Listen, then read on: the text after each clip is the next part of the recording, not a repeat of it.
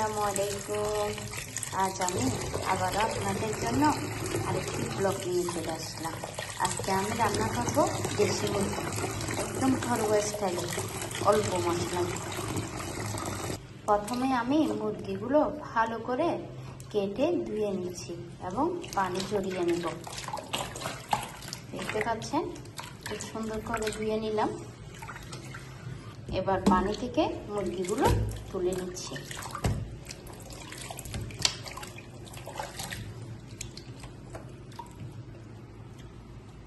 প্রথমে আমি নিয়ে নিচ্ছি কয়েকটা শুকনো মরিচ, নিয়ে নিচ্ছি কয়েকটি গোটা ধনিয়া, তারপর নিয়ে নিচ্ছি জিরা,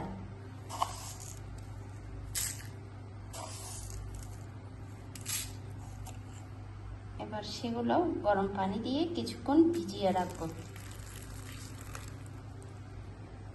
ভিজিয়ে রাখলে কি হয় জানেন,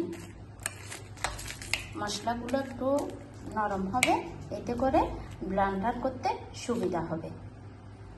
এবার আমি একটা ব্লেন্ডার জারে ভিজিয়ে মশলাগুলো নিয়ে নিচ্ছি।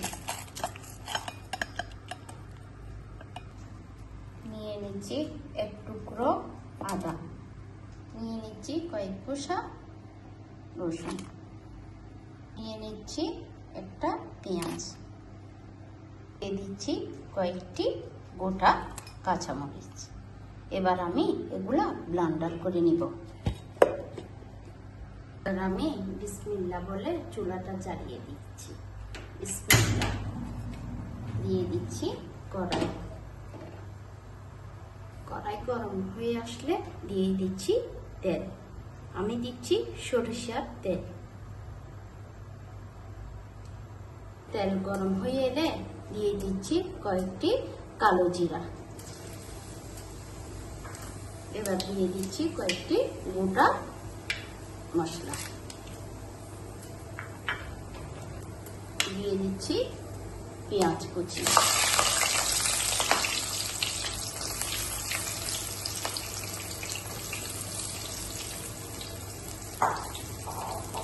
এবার হালকা করে বাদামি কালার করে ভেজে নিব। এখন দিয়ে দিব ব্লেন্ডার করা মশলাগুলো।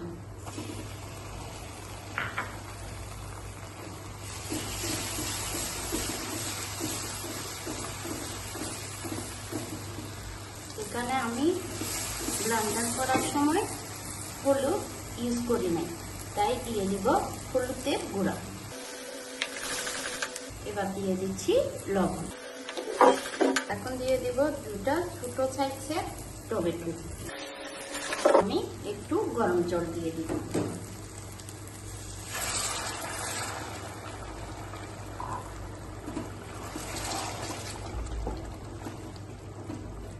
ভালো করে নেড়ে ছেড়ে কিছুক্ষণের জন্য কষিয়ে নিব। দেখি কি অবস্থা। এই তো কিছুক্ষণের জন্য কষিয়ে নিলাম। এবার দিয়ে দিব কেটে রাখা দেশি মুরগিগুলো। এই তো ভালো করে নেড়ে চেড়ে মশলাগুলো মুরগির মাংসের সাথে মিশিয়ে নিচ্ছি। কিছুক্ষণের জন্য আবার কষিয়ে নিব। দেখি অবস্থা। দেখতে পাচ্ছেন কিছুক্ষণের জন্য কষিয়ে নিলাম। এবার দিয়ে দিব গরম পানি দিয়ে ঝোল।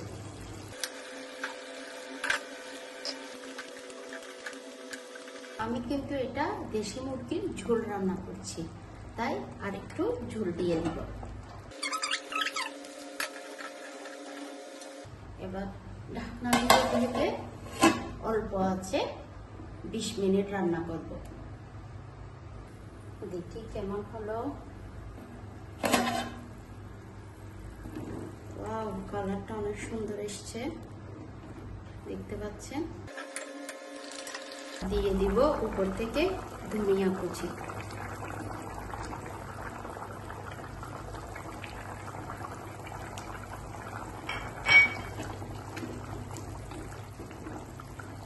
বেশ, আমার রান্না হয়ে গেছে।